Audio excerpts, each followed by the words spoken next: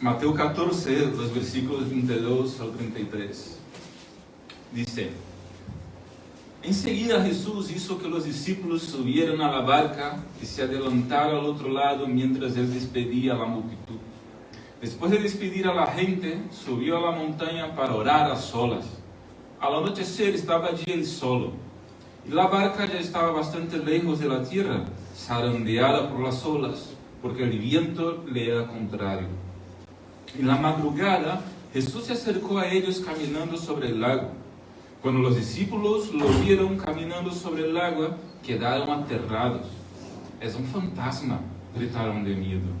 Pero Jesús les dijo enseguida: calmaos, soy yo, no tengáis miedo. «Señor, si eres tú», respondió Pedro, «manda que vaya a ti sobre el agua». «Ven», dijo Jesús. Pedro bajó de la barca y caminó sobre el agua en dirección a Jesús. Pero al sentir el viento fuerte tuvo miedo y comenzó a hundirse. Entonces gritó: «Señor, sálvame». Enseguida Jesús le tendió la mano y sujetándolo lo reprendió: «Hombre de poca fe, ¿por qué dudaste?». Cuando subieron a la barca se calmó el viento, y los que estaban en la barca lo adoraron diciendo: «Verdaderamente tú eres el Hijo de Dios». Oremos. Padre, gracias por tu palabra. Ayúdanos, Señor, a comprenderla en esta mañana. Abre nuestra mente y nuestro corazón. Ilumina, Señor, nuestra alma con la verdad de tu Santo Espíritu y de tu Escritura. En nombre de Jesús. Amén. Jesús anda sobre el mar, o sobre la mar, que me gusta más, es más poético, ¿no? Jesús anda sobre la mar. ¿Qué es lo primero que aprendemos aquí? El versículo 23. Vemos la importancia del tiempo a solas con Dios. Vemos que el texto empieza diciendo que Jesús hizo que los discípulos subieran a la barca y se adelantaran al otro lado mientras él despedía a la multitud. Y dice que después de despedir a la gente, subió a la montaña para orar a solas. Al anochecer estaba él allí, solo. ¿Por qué? Porque la montaña tiene algo de especial.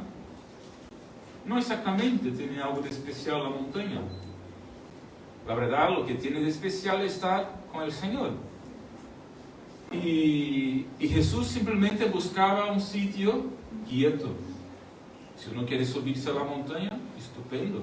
Estará quieto allí, estará tranquilo allí y podrá orar con quietud y estar un tiempo a solas con el Señor. Pero igual, si cierro la puerta de mi habitación y me arrodillo delante del Señor, también estaré allí a solas con el Señor, porque lo importante es tener tiempo a solas con el Señor.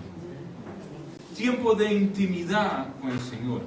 Tiempo de comunión con el Señor.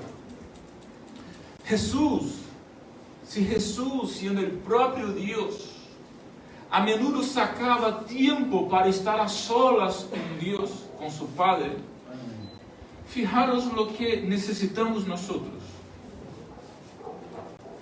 Daros cuenta lo que necesitamos nosotros de eso, estar a solas con el Señor. Si siendo Jesús el propio Dios encarnado, necesitaba ese tiempo de comunión más particular, más privado, más a solas con el Señor.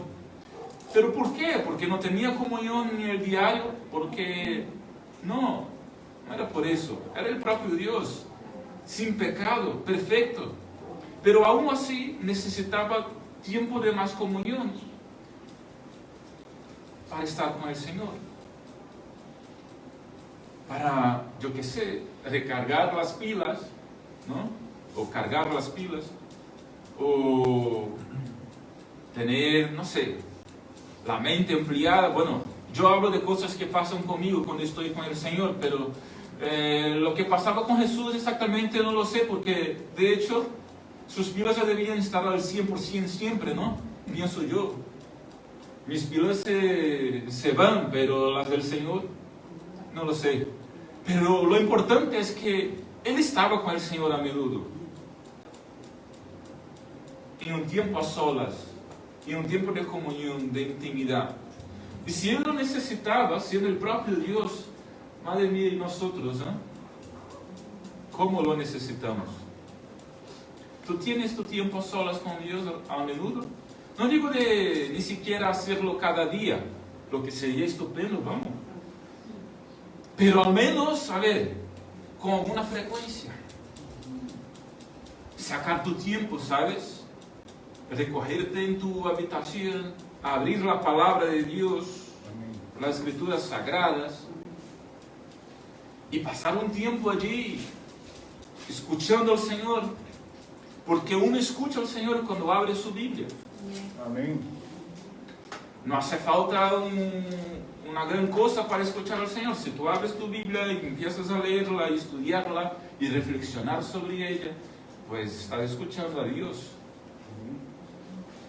Y orar al Señor, arrodillarte y dejar que las lágrimas escurran por tus ojos al estar delante del Señor. Encender allí el altavoz a toda pastilla, ¿sabes? Cuando no hay nadie en casa, y empezar a adorar al Señor y alabar, y pensando, me da igual que no soy afinado, me da igual, porque el Señor recibirá mi alabanza aquí hoy. Amén. Mi adoración, mi exaltación.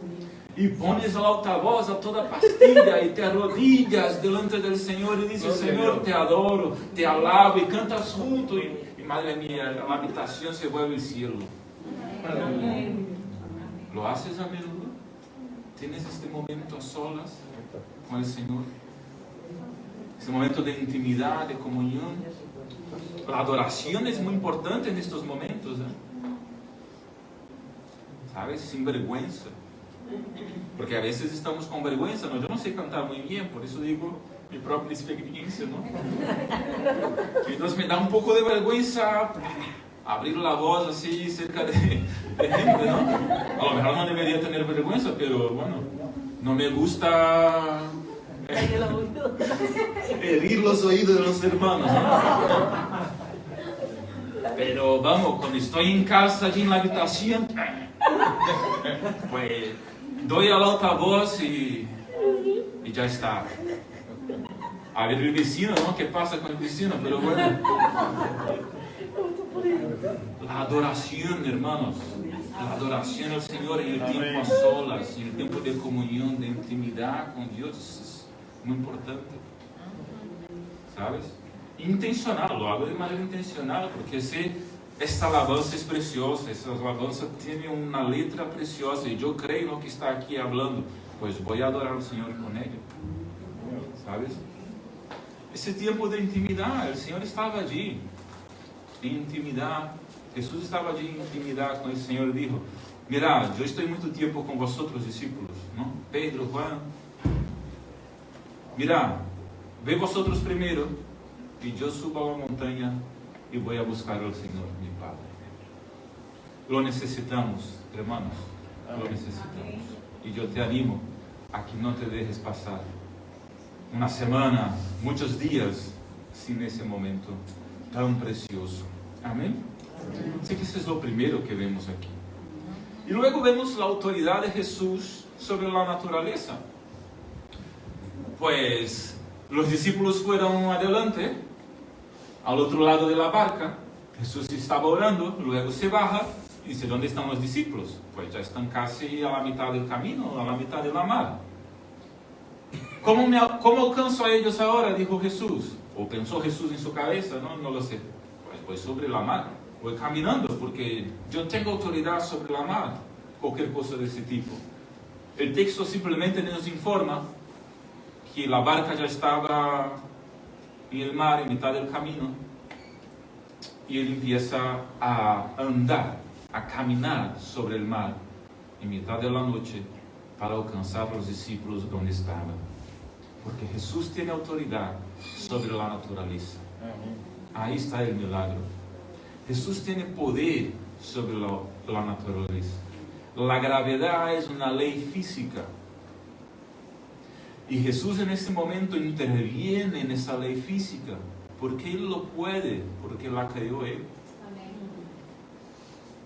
Dice Juan capítulo 1, versículo 1, que en principio era Dios.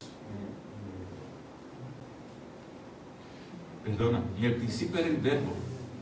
El Verbo estaba con Dios. Y el Verbo era Dios. Y todo lo que fue hecho, no fue hecho sin Él.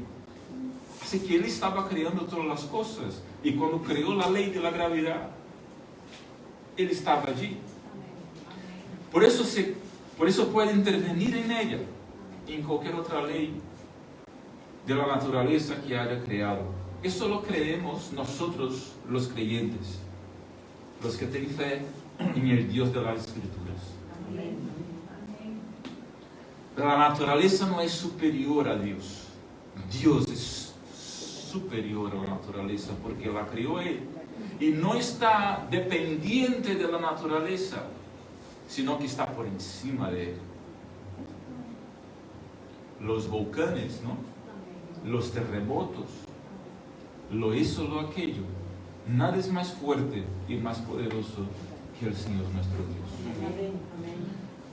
Si es así, pastor, ¿por qué no para Dios o no da fin el Señor y los fenómenos de la naturaleza que causan tantos desastres, como el caso del volcán que está en Canarias, en La Palma, ¿no?, de Canarias?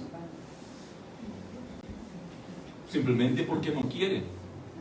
Y os digo que el volcán está allí mucho antes de que la gente llegara allí, ¿no? El volcán está allí, pero muy antes de que la gente llegara allí y construyera sus casas. De hecho, se supo que el volcán estaba en actividad en 2010 y estamos en 2021. Fijaros que 11 años hay. La gente ya estaba consciente de que eso podía ocurrir a cualquier momento, pero seguía allí y construía sus casas. Dios, aunque pueda intervenir en la naturaleza, no lo hará a menudo, ¿sabes? Lo hizo un par de veces, pero no lo hará a lo mejor cada día.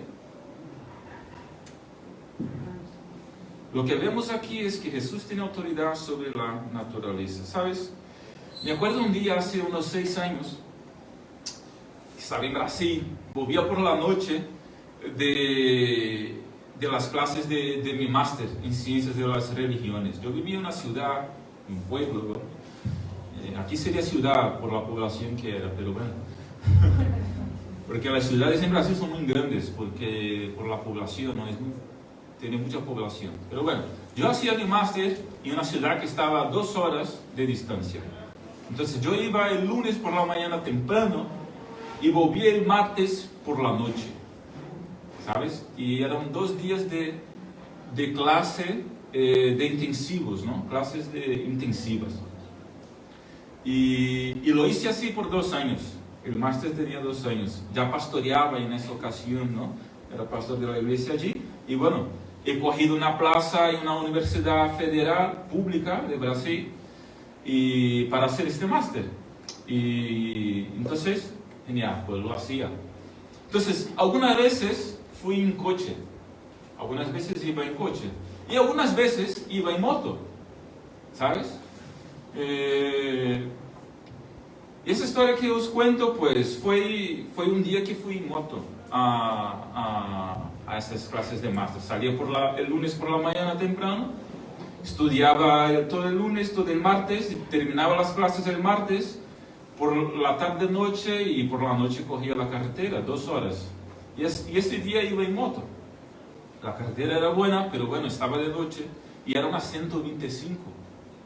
Los que conocéis la moto sabéis que no tiene mucha fuerza para carretera, pero bueno, es la que tenía yo. Era la que tenía yo y la utilizaba muy bien, vamos, nunca me dio problemas. Un día estaba volviendo entonces, el martes por la noche, en mi moto, en la carretera desierta, ¿no? Aunque buena, estaba desierta y oscura, y estaba yo solito allí en moto. Y empezó a llover, llover, llover, llover.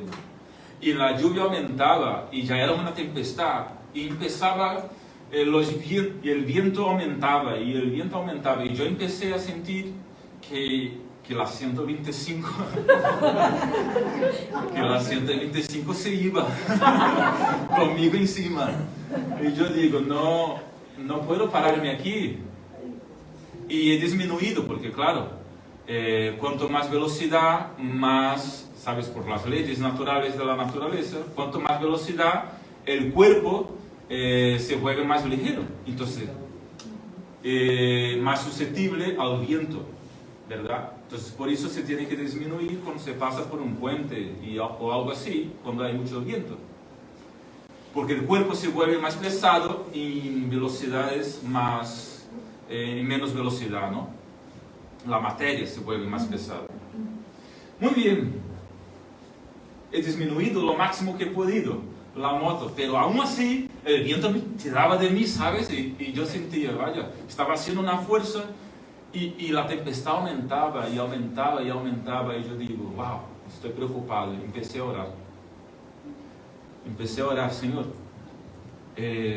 si puedes, pues, mira, está difícil la situación. No me acuerdo muy bien de la oración, simplemente me acuerdo que he orado al Señor para que aquella tempestad se fuera, terminara, vamos, porque no quería parar la moto allí, en la mitad de la nada, porque de los dos lados de la carretera era como campo. Y tampoco había abrigo, cosas así. Y yo digo, y era campo y había árboles también. Y un detalle, empezaba a caer árboles en la carretera por el viento, ¿no? Árboles no enteros, como ramas, unas más grandes, otras más pequeñas.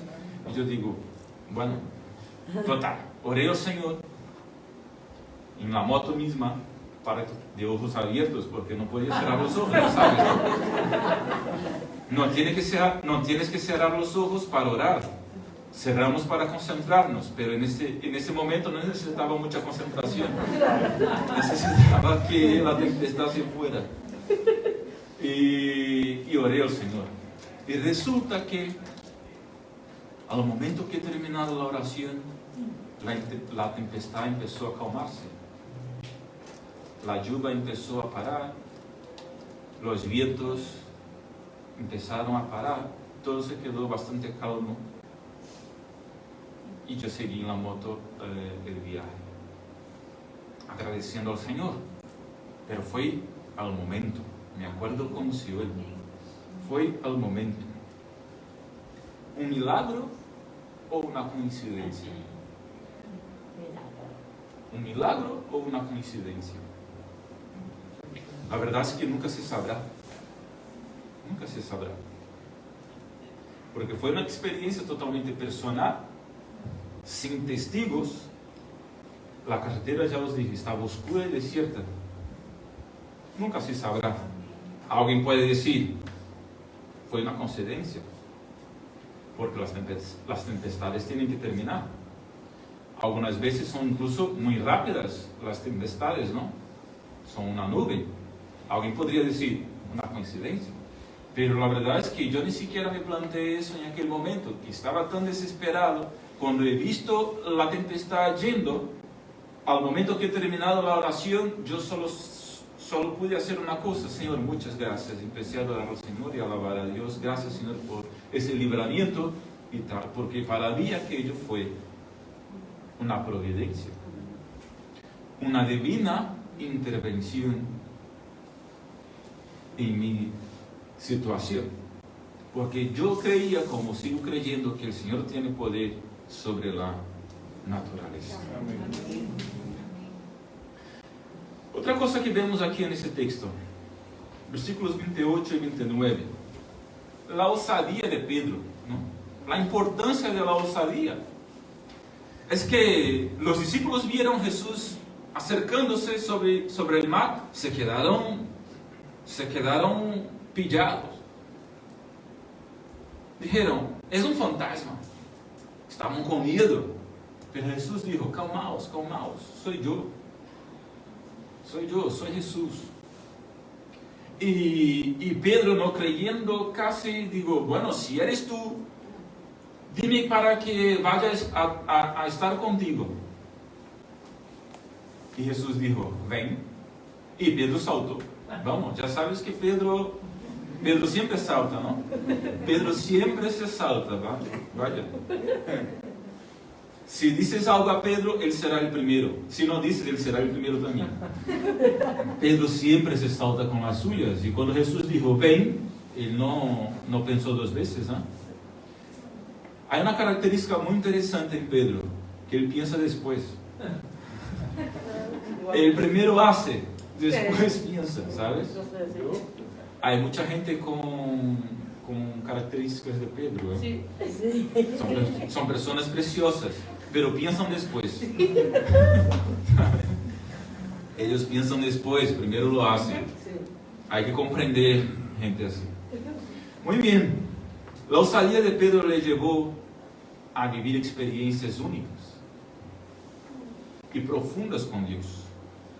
Es verdad que acabó hundiéndose. Cuando empezó a pensar y plantearse y a sentir el viento, acabó hundiéndose. Pero es verdad también que fue el único hombre en toda la historia de la humanidad que ha andado sobre el mar, aparte de Jesús, que ha roto la ley de la gravedad. Es verdad que fue por poco tiempo, porque el texto no nos dice, pero exactamente cuánto tiempo o cuántos pasos dio, ¿no? ¿Cuánto caminó? Pero algo caminó. Entonces, esa era la osadía de Pedro, ¿no? Esa era la osadía de Pedro, que muchas veces nos hace falta, ¿sabes? Para vivir esas experiencias profundas con el Señor.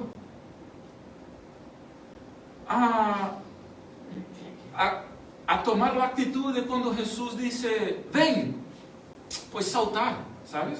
Como que yo me voy, no me paro. Esa osadía de, si Jesús está llamando, si Jesús está diciendo, si la palabra está diciendo, me voy, pero pese lo que pese, sea lo que sea, me voy, me salto. Amén. Esa osadía que no quiero nada por delante. A veces uno acaba hundiéndose, pero andó sobre el mar. Amén. Andó sobre el mar. Y además, al andar sobre el mar, acabó hundiéndose, pero Jesús estaba allí a su lado. Porque cuando Jesús llama, Él se encarga de ayudarnos cuando las cosas empiezan a salir mal. A veces incluso por nuestra propia culpa. Que era el caso. La culpa de Pedro acabarse hundiéndose es porque la fe se le fue yendo. Por eso Jesús le dijo, hombre de poca fe, ¿por qué dudaste? Empezó con mucha fe, con mucha osadía, pero al sentir los vientos dudó. Jesús dijo, ¿por qué dudaste? Tenías que seguir creyendo. Tenías que seguir creyendo. Tenías que seguir creyendo. Amén. Tenías que seguir creyendo. ¿Por qué dudaste? No dudes. Amén. Era lo que Jesús estaba diciendo a Pedro. A Moisés y al pueblo y el Antiguo Testamento, el mar se abrió y ellos caminaron en seco, cruzaron en seco el Mar Rojo y el río Jordán. Pero Pedro caminó sobre el mar, junto a Jesús. Y la experiencia que he compartido hace poco, ¿no? Yo al principio no quería orar pidiendo a Dios que interviniera, ¿sabes? Yo pensaba que aquello no era razón para importunarle al Señor. Y la verdad es que nunca había hecho un pedido semejante para que Dios interviniera de alguna forma así. A veces como pastor pedíamos, por ejemplo, que no lloviera tal día porque teníamos una actividad. Y en Brasil, yo siento que no es como aquí en el sentido que no se puede prever mucho la lluvia. A veces viene así de golpe, que el clima a tiempo, por ejemplo, ni siquiera esperaba y la lluvia viene, ¿sabes? Y a veces orábamos cuando había alguna actividad para que no ocurriera así, pero era antes. ¿Sabes? Nunca, en el momento de la tempestad, llegué a orar para que la tempestad se fuera y la tempestad se iba en aquel momento que... ¿Sabes? Entonces, yo pensaba, no voy a importunar al Señor con eso. Pero cuando la tempestad empezó a aumentar, yo al final le he pedido a Dios. Quizá la tempestad ha aumentado precisamente porque el Señor quería que yo orara. No lo sé. Resulta que he orado con osadía, por así decirlo, y he vivido esta experiencia, ¿no? Ahora, ¿por qué Pedro acabó hundiéndose? Y aquí vemos un cuarto punto, ¿no?, importante en ese pasaje. ¿Por qué Pedro acabó hundiéndose? Y aquí vemos la importancia del enfoque en Cristo. Dice el versículo 30 que Pedro empezó a hundirse en el agua al sentir el viento fuerte. Al sentir el viento fuerte. Y dice que tuvo miedo. Y entonces comenzó a hundirse. Dice el versículo anterior que Pedro saltó de la barca al mar y fue camino a Jesús. Entonces, estaba concentrado, enfocado en Cristo. Pero parece que a mitad del camino, en algún momento del camino, en algún momento en que estaba caminando en dirección a Cristo, empezó a sentir el viento y a preocuparse con las cosas a su alrededor. Y desenfocarse, por así decirlo, de Cristo. Y tuvo miedo. Las cosas empiezan a salir mal cuando empezamos a desenfocarnos de Cristo. ¿Te has enterado? Si tu enfoque, si tu mirada está puesta en Cristo, en Jesús de Nazaret, el Dios Todopoderoso, el que se hizo carne y murió en la cruz y resucitó el tercer día, si tu mirada sigue puesta en Él y mientras siga puesta en Él las cosas, pues van bien, tu fe estará firme, tú tirarás adelante, pero al momento que empiezas a mirar hacia un lado, a ver los vientos, las circunstancias complicadas de la vida, las situaciones difíciles, a lo mejor un conflicto o cualquier cosa semejante, y empiezas a preocuparse con esas cosas y te desenfocas de Cristo, en ese momento empieza tu hundimiento. Amén. En ese momento empieza a hundirse. Empiezas a hundirte. Aquí vemos la importancia del enfoque en Cristo. Pedro dejó de enfocarse en Cristo hacia quien estaba caminando y empezó a atentarse para lo que había a su alrededor. Y tuvo miedo. Y empezó a dudar. Nuestras dudas vienen cuando sacamos o cuando quitamos nuestra mirada de Cristo. Y en el momento que dejas de mirar hacia Cristo, tus dudas aumentan. Amén. Pero al momento que vuelves a mirar hacia Cristo, tus dudas se disipan. Porque Jesús da sentido a todo. Hermanos míos, amigos, tú que nos acompañas por internet, el cristianismo se llama así porque tiene que estar enfocado en Cristo. Cristo es nuestro Señor. Cristo es nuestro Dios. Cristo es nuestra predicación.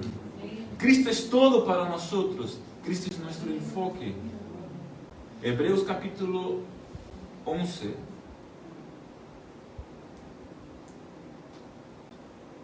Hebreos capítulo 12, mejor dicho. Versículo 1 dice. Hebreos capítulo 12, versículo 1, dice: por tanto, nosotros también teniendo en derredor nuestro tan gran nube de testigos, despojémonos de todo peso y del pecado que nos asedia y corramos con paciencia la carrera que tenemos por delante, puestos los ojos en Jesús, el autor y consumador de la fe, el cual por el gozo puesto delante de él sufrió la cruz, menospreciando el oprobio, y se sentó a la diestra del trono de Dios. Considerad a aquel que sufrió tal contradicción de pecadores contra sí mismo, para que vuestro ánimo no se canse hasta desmayar. Pero pues aún no habéis resistido hasta la sangre combatiendo contra el pecado. Lo que está diciendo el autor de Hebreos, que mientras consideramos a Cristo, nuestro autor, el autor y consumador de nuestra fe, tenemos ánimo. Pero al momento que nos desenfocamos de Él, tenemos dudas, miedo, perdemos el ánimo, nos hundimos en el pecado. 5. Otro punto bastante importante en ese texto, versículos 30 y 31. Hablamos aquí del Dios rescatador, porque Pedro empezó a hundirse. Pero no importa lo hundidos que estemos, por cualquier circunstancia, nuestras dudas y poca fe, en cualquier momento de nuestras vidas, si clamamos al Señor, Él nos rescata. Si suplicamos a Dios, si suplicamos a Jesús, Él nos rescata de cualquier hundimiento. Hundirse es una experiencia, diría yo, incluso bastante natural del ser humano, por los fallos que tenemos. La vergüenza está en no clamar al Señor. El problema está en seguir hundiéndose cada vez más. Pedro empezó a hundirse, pero era listo el que iba. Pedro empezó a hundirse, pero sabía muy bien a quién recurrir. Pedro empezó a hundirse, pero sabía muy bien a quién clamar. Pedro empezó a hundirse, pero el nombre de Jesús estaba en su boca, en su corazón, en su mente, y lo primero que hizo fue: Señor, sálvame. Que estoy hundiéndome, Señor, sálvame, rescátame. Amén. Que estoy hundiéndome, Señor, rescátame. ¿Y qué hizo Jesús? No, hombre, tienes poca fe. Dudaste. ¿Qué pasa? ¿Te has metido en el agua ahora? Ahora es contigo. No. Jesús le dijo a Pedro: tienes poca fe, pero después de sacarle del agua, después de cogerle por la mano y llevarle a ver cómo a la barca, en sus brazos. ¿Cómo ha llevado Jesús Pedro a la barca? En sus brazos. A lo mejor le ha cogido, o simplemente le ha cogido de la mano y han ido caminando juntos de vuelta a la barca. Porque fijaros en la experiencia, ¿no? La barca, Jesús caminando, Pedro salta de la barca y va caminando, camina algo. Que Jesús, ¿cómo llevó Pedro a la barca? En mitad del camino, en alguna parte del camino. De alguna forma tuvo que llevarle. Caminaron de vuelta, probable. Jesús le llevó en los brazos, puede ser. Lo importante es que Jesús le cogió de su hundimiento del pozo.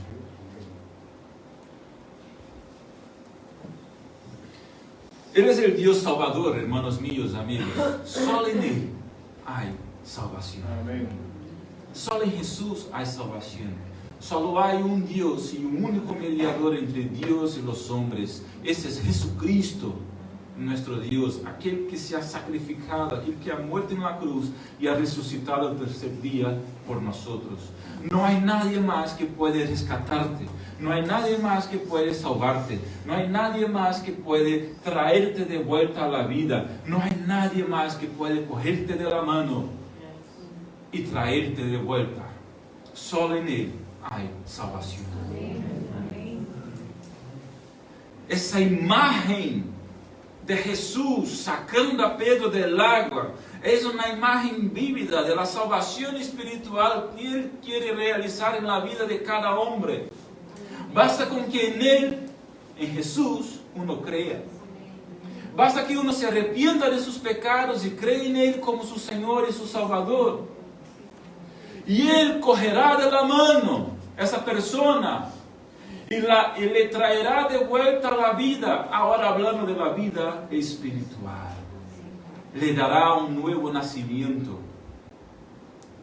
Sacará del pozo del pecado todo aquel que a Él clamar. Estás en un pozo, estás hundido, estás perdido. Déjame decirte que solo hay uno a quien tú puedes clamar, que de hecho puede rescatarte del pecado, del pozo, del hundimiento. Ese se llama Jesucristo de Nazaret, el Hijo de Dios, el Todopoderoso Señor, aquel que ha muerto crucificado, pero al tercer día ha resucitado y vive y reina por todo siempre. Gloria a Jesús. Amén. Arrepiéntete de tus pecados y cree en Él, y recibirás el perdón y la salvación. Solo en Él hay salvación. Por último, versículo 33. Vemos aquí el propósito de los milagros. Los discípulos se quedaron asombrados, pero no era para menos. Los discípulos se quedaron asombrados y dijeron: ¡wow! Ese es verdaderamente el Hijo de Dios. Hermanos míos, amigos, ese es el propósito de los milagros de Jesús. Revelar la deidad, la divinidad, el hecho de que Jesús es el propio Dios encarnado. Revelar que quien Él decía que era, de hecho era verdad. Él era el propio Dios, como es el propio Dios. Los propósitos de los milagros simplemente, bueno, en el caso de una sanidad, por ejemplo, dar un poco más de vida a una persona, porque al fin de cuentas la persona morirá. El propósito de los milagros de Jesús no es simplemente mejorar la calidad de vida de uno, nada de eso. A ver, esas cosas son buenas, también revela la compasión de Jesús, pero el propósito principal de los milagros de Jesús es revelar la divinidad de Cristo. Los milagros hechos por el Jesús hombre eran mucho más abundantes, por ejemplo, abundantes que hoy, porque eran importantes para demostrar que aquella persona que estaba en carne allí era el propio Dios. Y la gente se lo podía creer. Y con eso no quiero decir que Dios no obra milagros a día de hoy, para nada. Dios sigue obrando milagros. En muchas regiones, en muchas partes del globo, ¿no? Cuando digo globo, del espacio, en muchas partes, esos milagros pueden ser más abundantes que en otros. Ejemplo, eso comenta el libro que he recomendado la semana pasada de Lee Strobel, El caso de los milagros, que por cierto algunas personas, algunos hermanos han pedido, os va a gustar mucho. Hay unas experiencias increíbles. Pero él decía eso, ¿no? Que en un sitio, por ejemplo, como África, donde hay muy pocas condiciones de medicina, hay muy pocos médicos, hay muy pocos hospitales, y la gente vive muy aislada. Los milagros allí son más abundantes de alguna forma, porque la necesidad es más grande. Aquí tenemos un problema, por ejemplo, de salud. ¿Qué hacemos? Vamos al médico, vamos al mismo día al hospital. Pero si vives en una aldea en mitad de la nada y no tienes un hospital cerca, ¿tú qué harás? vas a clamar a Dios, si crees en Dios. Nosotros primero vamos al médico. No, no está mal, ¿no? Por favor. Porque tenemos que hacerlo, que está ahí para eso, ¿vale? Pero aquella gente, por ejemplo, no tiene nada más que clamar a Dios. Bueno, aquí terminamos. Hemos visto 6 cosas aquí en ese texto. Primero, la importancia del tiempo a solas con Dios. Segundo, la autoridad de Jesús sobre la naturaleza, sobre la creación. Lo creó todo. Tiene autoridad para intervenir. Tercero, la importancia de la osadía, ¿no? De tener osadía, de saltar, de tirar adelante. La osadía de, a veces incluso no pensar, aunque esté muy bien pensar antes, ¿vale? Pero cuando Jesús llama, hay que saltar. Hay que saltar. Aunque sea la mar. Cuarto, la importancia del enfoque en Cristo. Pedro empezó a hundirse cuando se desenfocó. Su vista se nubló. Sus emociones se fueron. Su razón se perdió. Dudó. Porque se desenfocó de Cristo. ¿Dónde tienes tu mirada puesta ahora mismo? ¿Dónde está tu mirada ahora mismo?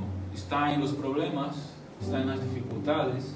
¿Está en las malas experiencias que has vivido, que estás viviendo? ¿Dónde está puesta tu mirada ahora mismo? 5. Hemos visto que Jesucristo es el Señor, el Dios que nos rescata y salva. No hay otro. Pedro empezó a hundirse, pero clamó al Señor. Y cuando clamó, el Señor le tendió la mano. El Señor tenderá la mano también para ti, si clamas a Él.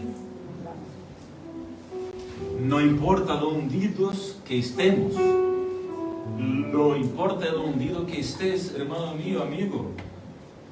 Si clamas a Él con fe, teniendo a Él como tu único Señor, Él te tenderá la mano, porque Él es el Dios rescatador.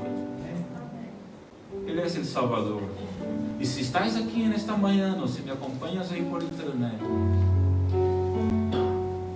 y te ves perdido, y te ves hundido en tus propios problemas y pecados, déjame decirte que si te arrepientes y entregas tu vida a Él, Él te dará la salvación y el perdón.